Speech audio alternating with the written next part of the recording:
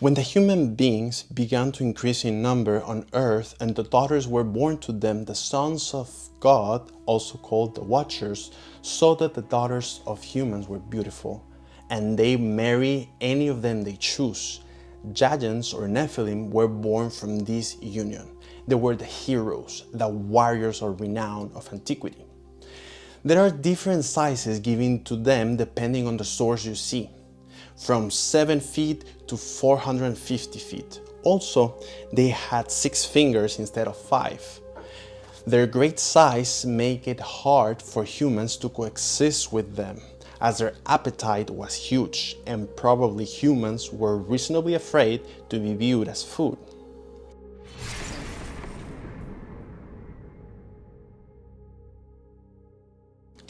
A little parenthesis that I would like to include in this video is that in the Book of Enoch, Jubilees, and the Book of Gigants mentions another race, which is called the Iliud. This makes 3 races living or coexisting on Earth at the same time. The others are the Nephilim and then the humans. But who was the mother of this race and how it all started? To give some context, the sources we have for these events are in Genesis 6, the Book of Gigants, and the Book of Enoch, to mention a few. In the Book of Enoch, it is written that one watcher, an angel called Shemiyasa, who was someone with authority or regarded as a leader, convinced 200 more angels to go down and take beautiful girls from humankind as girlfriends, wives, or lovers. This gang of rebel angels accepted the invitation, so they went down on earth in a mount called Mount Hermon. A mount that still exists today is located between Syria and Lebanon. Once they started the Romans with these human females, they started teaching them magic and the knowledge of fruits and plants. It will be a good guess to assume that this was the first birth control pills used in history, as the ancient Book of Jasher mentioned that females were ingesting some roots or something that they could not conceive, they cannot have children, so pregnancies would ruin their body. In another passage, we have another rebellious watcher. His name was Azazel.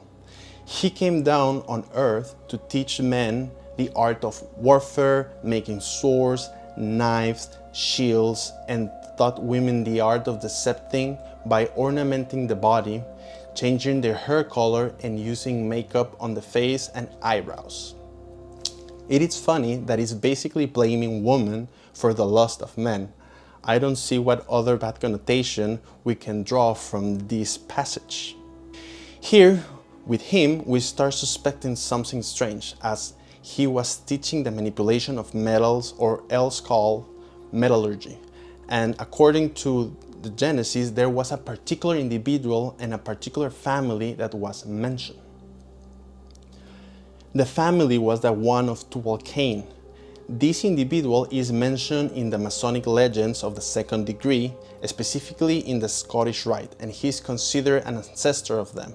I will let you know, I will let on the video an image that symbolizes and how the fraternity look at him in a symbol. Going back to his family, the author Ryan Peterson, on his book The Judgment of the Nephilim, claims that the mention of his sister and the fact that his half-brothers were giving the knowledge of the arts and sciences, and to Tubal-Cain the metallurgy, makes a good case that the marriage between Tubal-Cain's sister Naaman with a Nephilim could have provided his family with all this knowledge as some sort of agreement of a wedding or a union. In my point of view, it also doesn't seem logical that all knowledge will have been given to this family as it is from the lineage of Cain. For me, it will have more sense to give this knowledge to all the descendants of Seth, Adam's third son. But I would like to tell you more about the family of Tubal-Cain. His father is mentioned to have 2 wives. I am not sure about the rules back then, but it seems odd that it was mentioned. Possibly it was the first human to commit adultery, if something like that existed at that time. His mom Scylla has an interesting story. So, as on the Book of Jasher, it is said that from the knowledge of roots that the Gigants give to humans, she took something to make her impossible to have children. Later on, God intervenes and make it possible to her to conceive children, and there was Tubal-Cain as his sister. So she only had these two that are mentioned. From this, we observe that the first incursion with Gigants on earth, Tubal-Cain's sister, was not even born.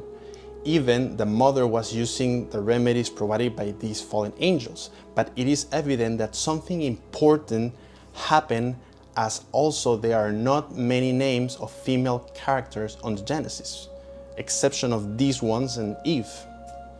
In addition to that, the description of the Bible that the knowledge was given to this specific family seems suspicious.